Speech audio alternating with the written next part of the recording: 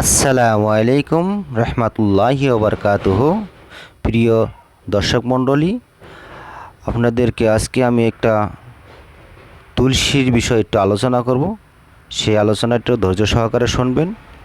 আর যদি আলোচনাটি ভালো লাগে অবশ্যই শেয়ার করে দেবেন, লাইক করে দেবেন আর চ্যানেলটিকে সাবস্ক্রাইব করে দেবেন। তুলসী আমরা জানি প্রাচীনকাল থেকে জড়িবুটি চলে এসেছে, তাই আজকে বিজ্ঞানের সময়, তাই মানুষে বেশিরভাগ এই ভেষজকে এড়িয়ে চলেছেন। তাই আজকে আমি এই তুলসী বিষয়ে একটু আলোচনা করব। সেটা হলো তুলসী সাধারণত অনেক প্রকারই হয়।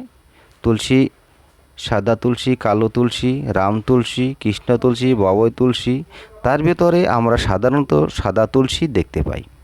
তবে রোগ নিরাময়ে বাবুই তুলসীর ব্যবহারই বেশি হয়ে থাকে। যেসব রোগে তুলসী ব্যবহার হয়, সর্দি কাশিতে, যেমন শিশুদের সর্দি কাশিতে এই এক মহা ওষুধ।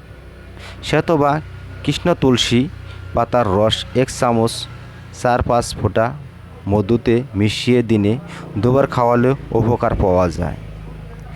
নাকের রোগে, যেরকম নাক ফুলে ওঠে, সাইনাসের সমস্যা, সেক্ষেত্রে শ্বেত তুলসী একভাবে বা বাসক পাতার সমান ভাগে নিয়ে থুতো করে কাপড়ে মুড়ে বারংবার নাকে টেনে নিলে নাকের রোগটা অনেকই ভালো হয়। বিষায় কামড়ালে বা বিমরলে কামড়ালে সেই ক্ষতস্থানে রাম তুলসীর রস লাগালে বিষ নাশ হয়, যন্ত্রণার উপশম হয় এবং কোনো ক্ষত হয় না। কানে ব্যথা, কর্ণশূলে ব্যথা যেটা বলে, বাবুই তুলসীর রস 1-2 ফোঁটা করে কানে দিলে কটকটানি বন্ধ হয় এবং কানের ব্যথা আরাম হয়। বাতের ব্যথাতে, আজকে সাধারণত দেখা যায় বাতের ব্যথাটা একটু বেশি।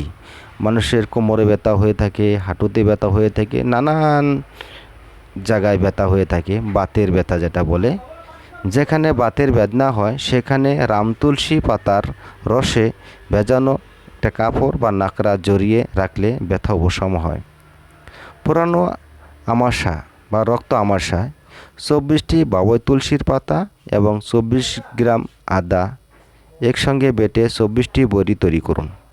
ওই বড়ি জল দিয়ে সকালে সন্ধ্যায় 1টি করে সেবনে রক্ত আমাশায় নিরাময় হয়।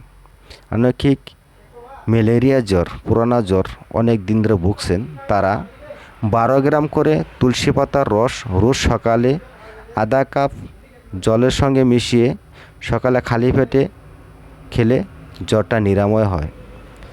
আর দাঁত চুলকানি, লেবুর রসের সঙ্গে সমপরিমাণ তুলসী পাতার রস এবং লেবুর রস মিশিয়ে দাঁতে লাগালে দাঁত সেরে যায়। আর একটা হচ্ছে রক্তমূত্রে, মানে পেচ্ছাপের জ্বালা যন্ত্রণা হচ্ছে, তাই বাবুই তুলসীর রস 12 গ্রাম সামান্য চিনির সঙ্গে মিশিয়ে খেয়ে দিলে যন্ত্রণা আরাম হয়। আরেকটা মজার ব্যাপার হচ্ছে, ধ্বজভঙ্গ যদি থাকে সাময়িক পরিমাণ, তো আধা ইঞ্চি পরিমাণ তুলসীর মৌলের সাথে পানের রস সঙ্গে মিশিয়ে রাতে শোয়ার আগে সেবনে ধ্বজভঙ্গ সাময়িক উপকার পাওয়া যায়। আর যারা ব্যবহার করবেন না, সেটা হলো যাদের উচ্চ রক্তচাপ এবং ডায়াবেটিস হচ্ছে, তারা এটা কিন্তু ব্যবহার করবেন না ভুলেও।